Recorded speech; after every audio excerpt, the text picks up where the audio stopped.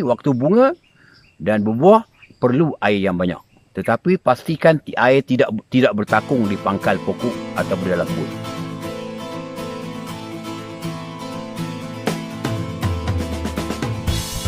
Assalamualaikum tuan-tuan. Pagi ini kami akan menyedot air daripada tube well yang telah dibuat boring atau telah dikorek dan kita akan menggunakan satu pump yang berjenama Kazumi 8 horsepower untuk menaikkan air Kita akan tengok nanti macam mana hasilnya.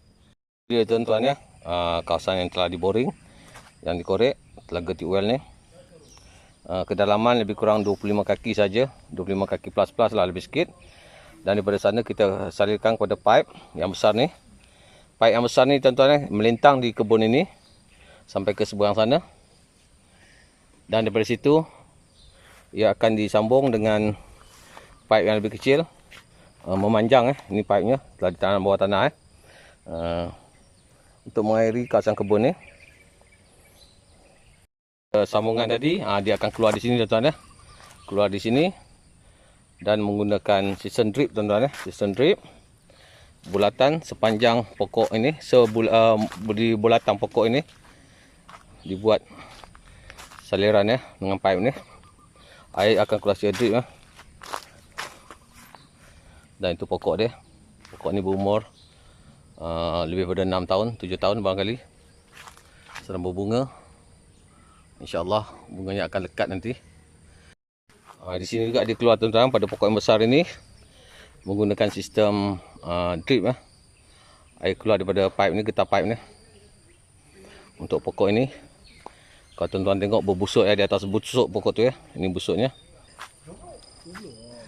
Berbunga lebat tuan-tuan berbunga cukup lebat.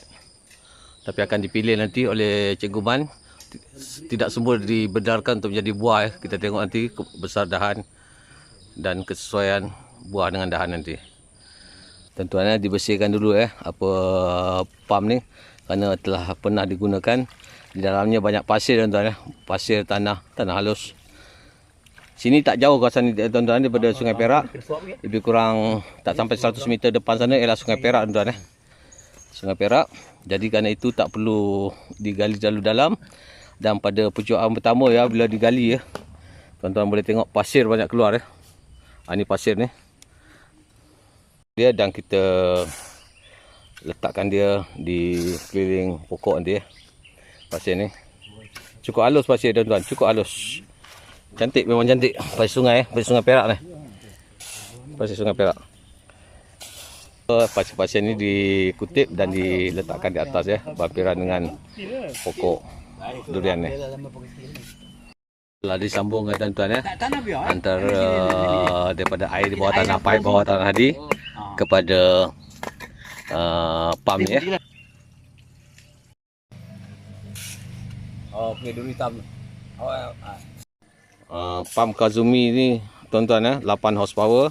Harganya lebih kurang RM800 cikgu 800 je menggunakan diesel, menggunakan petrol Jadi kita isi air dulu supaya tidak ada angin tuan-tuan supaya cepat kerja ni.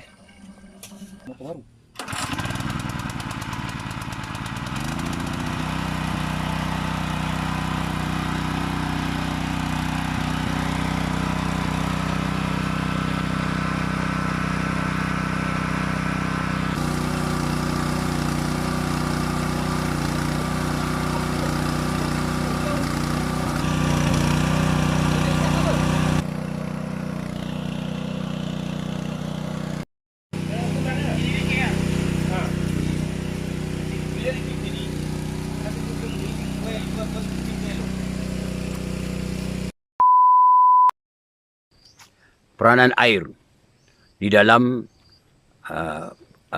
pertumbuhan bunga dan juga buah.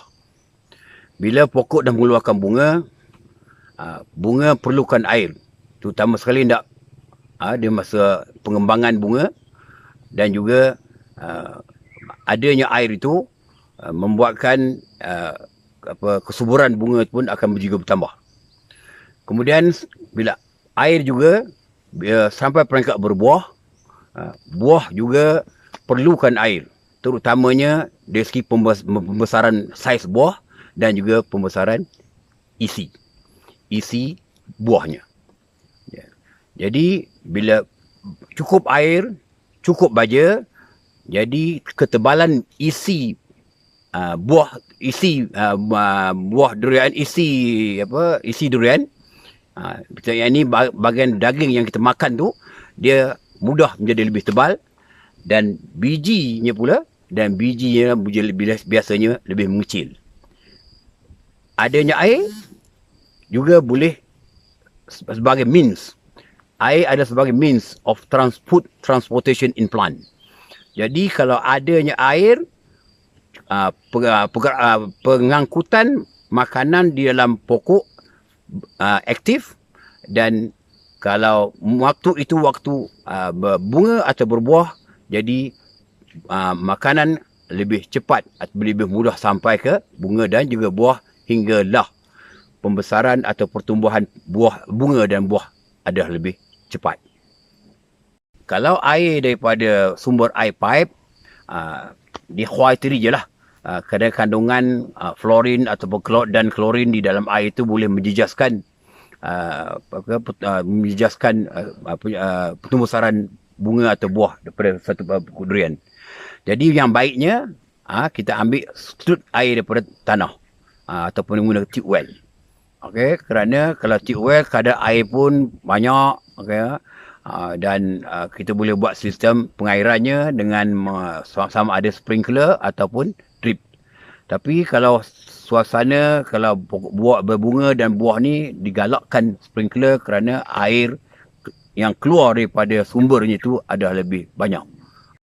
Jadi kalau musim panas, pastikan kita semburan kita tu ataupun mestilah buat dalam 2 hari sekali. Kalau boleh buat setiap hari.